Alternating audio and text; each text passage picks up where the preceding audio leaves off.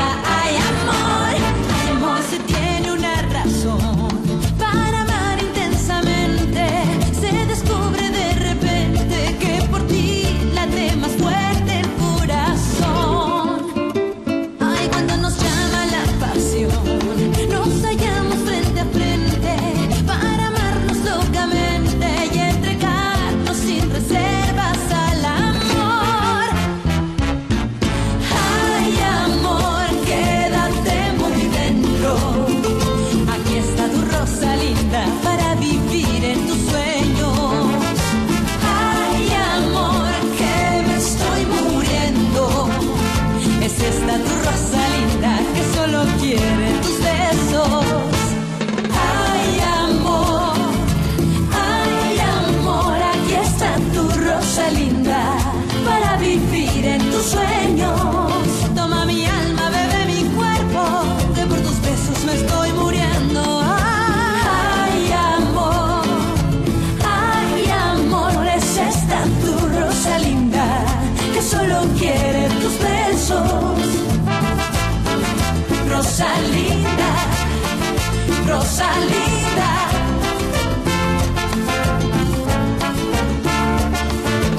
Rosalinda, ay amor. Noon nakakaangat din ako sa buhay. Parang napakarami nating pagkakatulad. Talagang tumatak sa akin ang kwento niyo. Na nagkaanak kayo tapos inagaw siya ng asawa niyo sa inyo. Sana lang sa kabila ng kagustuhan mong maghiganti, hindi mo talikuran ng prinsipyo at dangal mo. Hindi kami magkakaroon ng relasyon ni Agustin Morales. Ang mga ganong tipo ng lalaki ay hindi masisihan sa pakikipagkaibigan mo lang. Maaaring may paninindigan nga siya. O mas ambisyosa pa siya kaysa sa akala ko. Senyor Altamirano, saksi ako sa nangyari sa inyo ni Miss Arias. Ano ang kailangan mo sa akin? Kapag nagpunta ako sa mga pulis, maganda ang kahinatan ninyo. Hindi ito pwedeng mangyari. Nakita niyo na, Mama? Sinabi ko na sa inyo, wag na kayo mag-alala pa. Hindi porke hindi ka na niya ginugulo ngayon. Nagbago na rin ang isip niya tungkol sa'yo. Nakakamali kayo, Mama. Alam niya nang wala talaga siyang mapapala sa akin, kaya ayun, nawala na siya ng pag-asa. Makakahanap din siya ng babaeng tatanggap sa regalo at mga kondisyon niya. Sana nga, pakinggan ka ng Diyos at hindi na magpakita sa iyo ang lalaking yon kahit kailan. Mama, tulungan niyo na lang po ako magbihis. Anong oras na pala? Kalimutan niyo na po yung si Agustin. Siguradong hindi niya na ako guguluhin pa. Tayo na. Ay, bilisan na natin. O sige.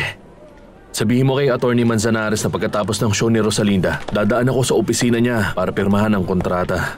Sige po. Salamat, Pichi. Kayo ba si Senyor Alex Durantes? Ako nga, anong kailangan mo? Gusto kayong makita ng boss ko. Ang boss mo? Hindi ko kilala kung sino ang boss mo. Si Senyor Agustin Morales. Pasensya na, pero hindi ko siya kilala. Kaya sa tingin ko, wala kaming dapat pag-usapan. Yun ang tingin ninyo. Pero hindi yun ang tingin ng boss ko. Kaya sige na po. Sumama kayo sa akin, senyor. Hindi mo ba narinig ang sinabi ko? Hindi ako sasama sa'yo. Sinabi ng hindi ko kilala yung boss mo. Isa pa marami akong aasikasuhin. Makinig kayo mabuti, senyor. Hindi kami sanay makipaglaro. Sasama kayo sa akin o haharapin yung resulta ng pagtanggi ninyo. Ay, amor, quédate muy dentro. Aquí está tu Rosalinda para vivir en tus sueños. Kaupo ka, Senyor Durantes. Huwag ka mahiya. Ano ang gusto mong inumin? Gusto mo ba ng konyak o kaya naman brandy? Hindi na, Senyor Morales. Salamat. Ayokong uminom ngayon. Pero ipaliwanag mo sa akin kung ba't mo ako pinapunta rito at nakuha pa akong takutin ng tauhan mo. Tinakot ka ni Silvestre? Ay, pambihira. Kaya mo, kakausapin ko siya sa ginawa niya sa'yo. Huwag mo na akong paikutin, Senyor Morales. Huwag mo akong ituring na walang utak at ipaliwanag mo sa akin ang ibig sabihin nito. Hindi ko gusto ang tono ng pananalita mo sa akin. Huwag mo nang uulitin yan. Huwag mo akong pagsasalita ng ganyan. Mainitin ang ulo ko at maiksi ang pasensya. Pinabalaan na kita para hindi ka magulat sa bandang huli. Nakapagtataka hindi dumating si Alex. Nakita ko siya kanina sa corridor, inaayos yung kontrata. Baka nandun siya sa opisina ng manager. Pagtataka hindi dumating si Alex. Nakita ko siya kanina sa corridor, inaayos yung kontrata. Baka nandun siya sa opisina ng manager, anak. Sige po. Maliligo lang muna ako sandali. Hintayin niyo po ako, Mama.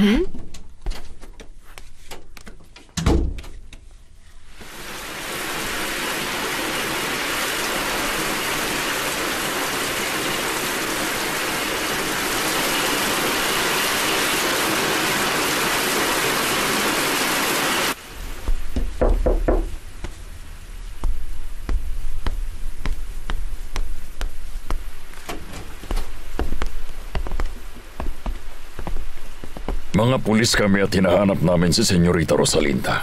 Bakit niyo siya hinahanap? Iniimbestigahan namin ang pagkamatay ng lalaking may palayaw na Miserias. At napag-alaman namin na matagal niya nang gustong mamatay ang taong yun. Kaya gusto namin siyang dalhin sa estasyon.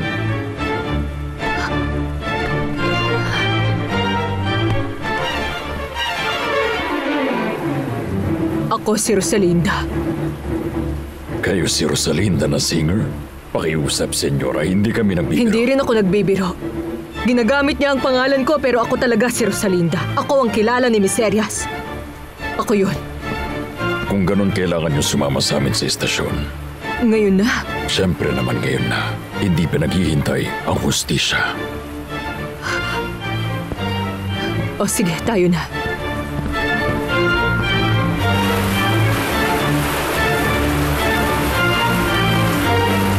Senyor Morales, ayoko sana magkaroon tayong dalawa ng problema. Gusto ko lang linawin mo sa akin kung bakit mo ako pinapunta dito. Simple lang naman yon. Nalaman ko na ikaw ang manager ng singer na si Rosalinda, tama ba? Upo ka muna. Tama. Kung ganon, gusto ko malaman mo na interesado ako sa kanya, sobra. Ano ka mo? Malinaw ang sinabi ko, Durantes, at narinig mo yon ng mabuti. Ipaliwanag nyo nga sa akin. Ano bang kailangan nyo? Napakasimple lang naman. Meron lang sana akong gustong hilingin sa'yo na maliit na pabor kapag sinabi ko na sa'yo ang lahat. Gusto kong malaman mo na mapagbigay ako sa mga nagsisilbi sa akin, pero hindi sa mga traidor sa akin. Kaya mamili ka.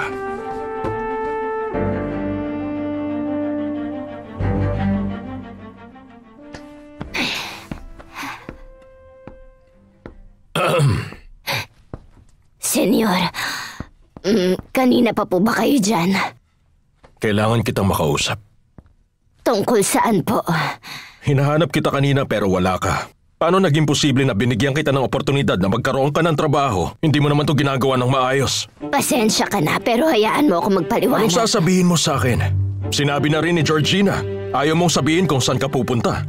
Pasensya na po, senyor, pero sinabi ko po kanina kay Georgina na hahanap ako ng bahay na mauupahan. Hindi, wala na tayong dapat pag-usapan pa. Pero lilinawin ko lang sa'yo na tuwing aalis ka ng bahay, kailangan mong ipaalam kung saan ka pupunta. Naiintindihan mo? Maliwanag? Opo, senyor. Naiintindihan ko. Pero bakit pumunta ang mga pulis? Patuloy nilang iniimbestigahan ang pagkamatay ni Miserias. Kahit patay na, ayaw niya akong tantanan. Sana naging kalmado ka lang, aking Reyna. Hindi mahalaga kung ilang beses ka nilang tatanungin. Basta palagi mo lang isasagot sa kanila, wala kang alam, wala. Yan nga mismo ang ginawa ko at sinabi sa kanila. At bukod doon, iniba ko rin ang gusto ang buong pinag-uusapan hanggang sa mapunta kami kay Rosalinda. Para saan? Dahil mukhang mahalaga na malaman nila na kakilala ng pinsan mo, si Miserias. At kung meron mang tao na meron talagang motibo na patayin ang Miserias na yon, walang iba kundi si Rosalinda. Alam ko na ngayon. Sinabi mo na nawalan siya ng memorya at pinilit na mamalimos siya at takot si Rosalinda sa kanya. Ganon na nga mismo. Sinabi ko rin sa kanila na isa siyang matagumpay na singer ngayon. Kaya siguradong mas tinakot siya ni Miserias at sinubukang i-blackmail si Rosalinda na maaaring dahilan kaya gusto na niyang mawala si Miserias o kaya gusto na niyang patayin. Congratulations, aking Reyna. Pinahanga mo ako doon Kaya gustong gusto kita eh. Hindi lang sa maganda ka pero magaling ka rin mag-isip.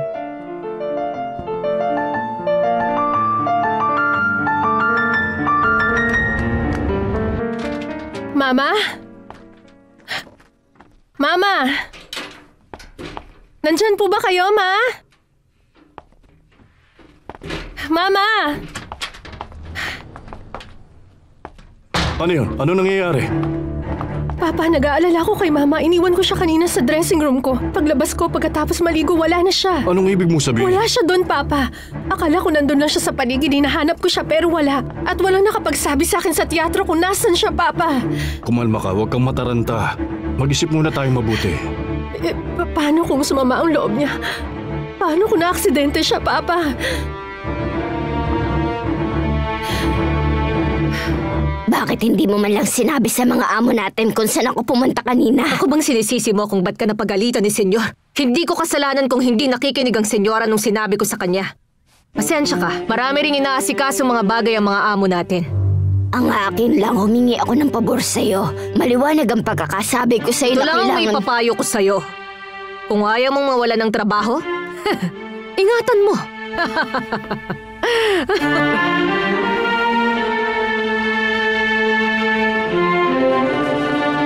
Gumaganda ang reputasyon mo dito ah.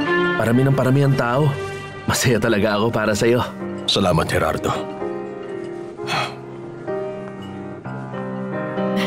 Gerardo, Ayan na, si Luz Maria. salamat.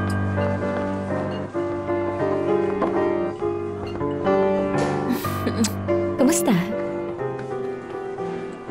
Magkaibigan pala sila. Akalain mo nga naman. Hindi mo naman siguro naisip na sinadya namin magkakilala kayo ni Luz Maria, di ba? Oo, naiisip kong ganon. Bukod doon, sigurado din ako. Kung ganon, dapat pala magpasalamat ka sa amin. Hindi ba sinabi mo sa akin na maganda si Luz Maria? Sige, batiin natin. Batiin mo na lang para sa akin. Wala akong gana makipag-usap sa kahit kanino ngayon. Pero Fernando, Hindi mo ako mapipilit. Pasensya na pero dito lang muna ako.